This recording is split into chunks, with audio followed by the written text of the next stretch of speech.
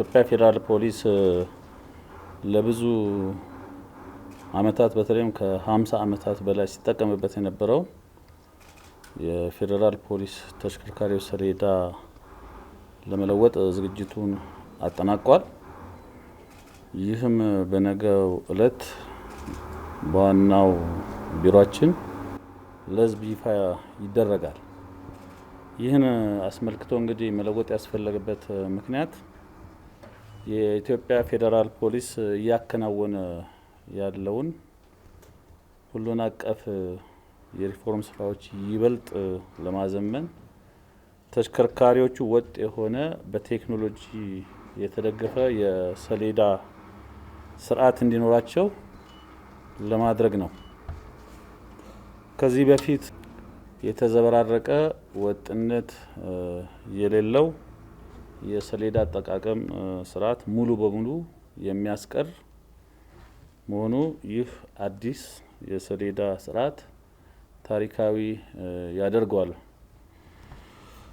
በተጨማሪም ለህዝቡ የሚሰጠውን አገልግሎት ፈጣን፣ ዘመናዊና ግልጽ በማድረግ ተጠያቂነትን የተላበሰ አሰራርን በማስፈን በፖሊስ ተሽከርካሪዎች አማካኝነት ምንም አይነት የዲሲፕሊን ጥሰት እንዳይፈጸም በተሟላ መልኩ ለመቆጣጠር የሚያስችል የሰሌዳ ስርዓት ነው። ከቴክኖሎጂ ጋርም የተሳሰረ በመሆኑ አዲሱ ሰሌዳ ዝም ብሎ ቀለምና ቁጥር ብቻ ሳይሆን ከዘመናዊ የዲጂታል የመረጃ ቋት ጋር የተሳሰረ ዳታቤዝ አለው። ለአሰራርና ለቁጥጥርም ምቹ ያደርገዋል። ከዚህም ባሻገር ሰሌዳዎቹ በህገወጥ መንገድ የማይባዙ ከፍተኛ ሴኩሪቲ ያላቸውና የደህንነት መጠበቂያ ሚስጥራዊ መለያዎች ያሏቸው ናቸው። ለማጭበርበርም ስራ ተጋላጭ አይደሉም። እንግዲህ ይህ ሲባል ምንድነው? ቀደም ሲል የነበረን ሰሌዳ ይሄን ነበር የሚመስለው። ቀለም ነው ያለው። ፊቸሪቲ ኮድ፣ ሚስጥራዊ ኮድ አልነበራቸውም። እንደዚህ እነዚህ የቀድሞዎች ናቸው አይታችሁ ከሆነ። የአሁኖቹ ግን ቅድም እንደገለጽኩላችሁ አንደኛ ለተለያየ አገልግሎት ለተለያየ ስራ ክፍል የተመደቡ ናቸው። አንደኛ ሎጓችን ተልዕኳችንን መሰረት ያደረገ ሎጓችንን የያዘ በቀላሉ መለየት የሚያስችል ከዚህም ባለፈ ደግሞ ባርኮድ ያለው ሚስጥራዊ ኮድ ያላቸው ናቸው። በቀለሙም ተልዕኳችንን መሰረት ያደርገ ነው። ቀለሙም ጨምሮ ካስፈለገም ከኋላ መለየት ይቻላል። እዚህ ጋርም ሚስጥራዊ ኮድ አለው። ይሄ ደግሞ ዳታቤዝ ላይ የገባ ነው። በቀላሉ ተሽከርካሪዎቻችንን መለየት ይቻላል። ፎርጅድም መስራት አይቻልም። ትንሽ ቀደም ሲል ከነበረው በጣም ለየት ያለ ለቁጥጥር አመቺ የሆነ ነውና ይሄ የኋላ ነው፣ ይሄ ደግሞ የፊት ነው።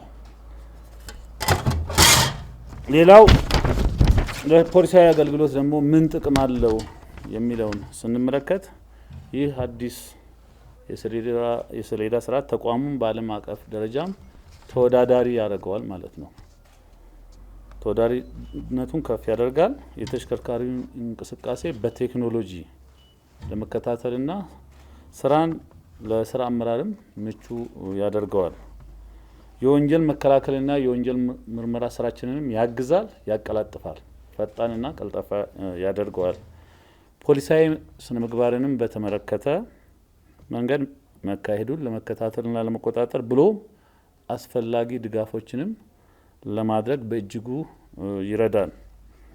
ሌላው እንግዲህ ይህ ሰሌዳ በዚህ መልክ እንዲቀየር ተዘጋጅቶ እንዲቀርብ ለህዝብ አገልግሎት በአግባቡ ለማድረስ ህዝቡን ግንዛቤ እንዲይዝ ለማድረግ እንዲያስችል ይህ ስራ በክቡር ኮሚሽነር ጀነራል ደንበላሽ ገብረ ሚካኤል በሳል አመራር ሰጪነት በስኬት የተከናወነ በአይነቱ የመጀመሪያ የሆነ የፖሊስ ሰሌዳ ስርዓት ነው። የሎጂስቲክ ዋና መምሪያችን አመራርና ባለሙያዎች ሌት ተቀን ጥረት በማድረግ በጥራትና በተያዘለት ጊዜ አዘጋጅቶ አሳትሞ ለነገው ቀን ዝግጁ አድርጓል። በሀገራችን በ2030 ወደ ዲጂታል ለመሸጋገር የተቀመጠውን አቅጣጫ ለማሳካት የፖሊስ የሎጂስቲክ አቅርቦት አሰራር ከወረቀት ንክኪ ወጥቶ ወደ ተሟላ ዲጂታል ሲስተም ለማሸጋገር የተከናወነም አንዱ ስራ ነው። እንግዲህ መደበኛ ይህን ይፋ ለማድረግ በነገው ዕለት በዋና መስሪያ ቤት ቀደም ሲል እንደገለጽኩት የሚከናወን ሲሆን መገናኛ ብዙኃን መጥታችሁ ሽፋን እንድትሰጡና ህዝቡ አዲሱን የፖሊስ ተሽከርካሪ ሰሌዳ አስመልክቶ መረጃ ማግኘት እንዲችል የበኩላችሁንና የዜግነት ኃላፊነታችሁን እንድትወጡ ጥሪያችንን እናቀርባለን። ቀደም ሲል ከነበረው ልዩነቱ ዲጂታል ብያችኋለሁ። ዳታቤዝ ላይ የተመዘገበ በሲስተም የሚመራ ቴክኖሎጂን የሚጠቀም ነው። ይህ ሲባል ምንድነው? ማንኛውም ከተቋሙ ባሻገር ማንኛውም ማህበረሰባችን በሞባይሉ ስካን አድርጎ ማወቅ ይችላል። ለምሳሌ እዚሁ ባለሙያ ያሉ ማሳየት ይችላሉ። በሞባይላችን ስካን አድርገን በምናሳይበት ጊዜ ህጋዊ ነው ህገወጥ ነው የሚለው ራሱ ማንኛውም ህብረተሰብ ማወቅ ይችላል እና በየትኛው መቆጣጠር ስለሚችል ዲጂታል ነው፣ ዳታቤዝ ላይ የተመዘገበ ነው፣ በቴክኖሎጂ የምንጠቀም ስለሆነ ማንኛውም የኢትዮጵያ ዜጋ ሁሉ ስካን አድርጎ የማረጋገጥ የማወቅ የመረዳት እና መረዳት ይችላል። ሁለተኛ ጥያቄ ወንጀልን ለመከላከል ለማለት ምንድነው? የፖሊስን ተሽከርካሪ ተጠቅመው ውስን ግለሰቦች ወንጀልን ይሰራሉ። እንግዲህ አንደኛ ህገወጥ ሰሌዳ በማሳተም አንዳንድ ሰሌዳዎች ወድቀው ሲገኙ በማንሳት ለወንጀል አገልግሎት ህዝቡን በማታለል ይጠቀሙበታል። ለዘረፋ ለተለያዩ የወንጀል ድርጊቶች ስለሚጠቀሙ ይህ እንዳይሆን ተፈልገው ነው ወንጀልን ከመከላከል አንጻር አንዱ ይሄ ነው። ሁለተኛ ድንገት የስነ ምግባር ችግር ያለባቸው ቢያጋጥሙ እነሱንም ወዲያው ለመቆጣጠር በየትኛውም ቦታ በየትኛውም አካባቢ ላይ ፈጥኖ ለመድረስ ፈጣን ምላሽ ለመስጠት እና አስፈላጊውን አስተዳደራዊ እርምጃ ለመውሰድ የሚያስችል ነው።